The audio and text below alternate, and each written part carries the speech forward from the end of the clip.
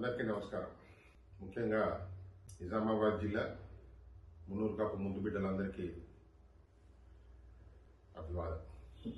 ఈ మధ్యకాలంలో జరిగినటువంటి గ్రామ పంచాయతీ ఎలక్షన్స్లో నిజామాబాద్ జిల్లాలో సుమారు 67 మంది మున్నూరు కాపు సోదరులు సోదరిమణులు సర్పంచులుగా గెలుపొందటం, అలాగే 60 మంది మున్నూరు కాపు సోదర సోదరిమణులు ఉప సర్పంచులుగా, అలాగే 479 మంది వార్డు సభ్యులుగా గెలవడం జరిగింది. ఇది మనందరికీ చాలా గర్వకారణం. వీళ్ళందరినీ ఒక తాటిపైకి తీసుకొచ్చి మనలో ఉండే సోదర భావాన్ని, ఐకమత్యాన్ని యావత్తు జిల్లాకే కాదు రాష్ట్రానికి చూపెట్టాల్సినటువంటి అవసరం ఉంది. అందుకని జిల్లా మున్నూరు కాపు సంఘం అధ్యక్షుడిగా మన కార్యవర్గులందరితో పెద్ద మనుషులతో మాట్లాడి ఈ నెల 11వ తారీఖున వీరందరినీ మన జిల్లా మున్నూరు కాపు సంఘం ప్రగతి నగర్ కళ్యాణ మండపంలో వీరికి సన్మానం చేయటం జరుగుతుంది.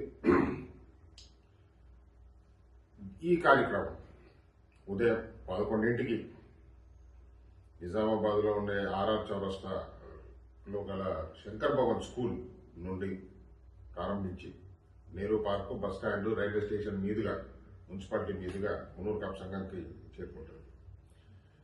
సో ఇది ఇటువంటి ర్యాలీ ఈ మధ్య కాలంలో ఎప్పుడూ జరగలేదు.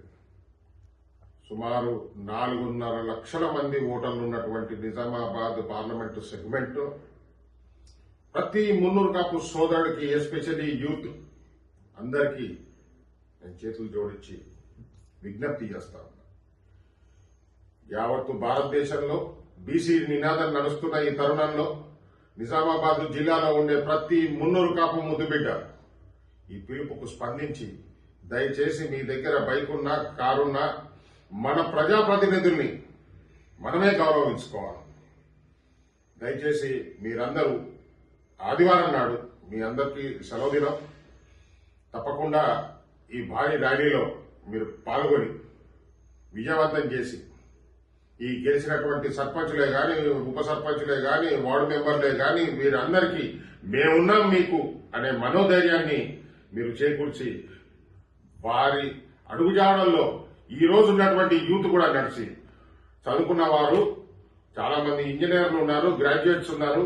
మన వాళ్ళు వాళ్ళకి స్ఫూర్తినిస్తూ వాళ్ళ అడుగుజాడల్లో నడిచి రేపు రాబోయే తరాల్లో మీరు కూడా మంచి లీడర్లు కావాలని చెప్పి మనస్ఫూర్తిగా ఆశిస్తూ 11వ తారీఖున 10ంటికి ఈ భారీ ర్యాలీని, తర్వాత సన్మాన సభను విజయవంతం చేయాలని చెప్పి నేను మనస్ఫూర్తిగా కోరుకుంటూ ప్రతి ఒక్కరూ ఈ అవకాశాన్ని వినియోగించుకొని వీరందరినీ కూడా సర్పంచుల్ని, ఉప సర్పంచుల్ని, ముఖ్యంగా ఈ పెద్ద మనుషులందరూ వచ్చి కలిసి మీరు ఈ సభని విజయవంతం చేయాలని చెప్పేసి, తదనంతరం అందరూ మీ కుటుంబ సభ్యులు, మీ బంధుమిత్రులతో కలిసి రావాలని చెప్పి కోరుకుంటూ మీటింగ్ అయిన తర్వాత భోజన తాంబూలాలు స్వీకరించి వెళ్లాల్సిందిగా నా ప్రార్థన.